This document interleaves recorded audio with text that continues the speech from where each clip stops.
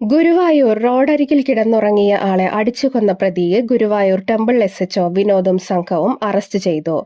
കുന്നംകുളം ചൊവ്വന്നൂർ സ്വദേശി 49 വയസ്സുള്ള ഷൺമുഖനാണ് അറസ്റ്റിലായത്.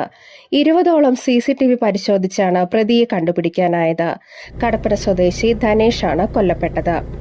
ഈ മാസം 10 രാവിലെ 6 മണിക്കാണ് ധനേഷിനെ കൊല്ലപ്പെട്ട നിലയിൽ കണ്ടെത്തിയത്.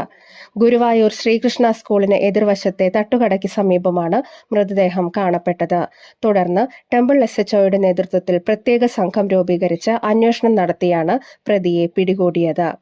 20ഓളം CCTVകൾ കേന്ദ്രീകരിച്ച് നടത്തിയ പരിശോധനയിലാണ് പ്രതിയെന്ന് സംശയിക്കുന്നയാളെ കണ്ടെത്തിയത്.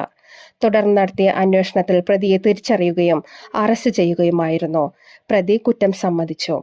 പ്രതിയെ ഇന്ന് കോടതിയിൽ ഹാജരാക്കും. ഇയാൾ സമാനമായ 2 കേസുകളിലും പ്രതിയാണ് എന്ന് പോലീസ് പറഞ്ഞു. CI Vinod വലിയട്ടൂർ, SI Sunilkumar, ASI Sajan Sunilkumar, SCPO Gagesh, Ramees, Arun, Sooraj, Sreekala എന്നിവരുടെ നേതൃത്വത്തിലാണ് അന്വേഷണം നടന്നത്.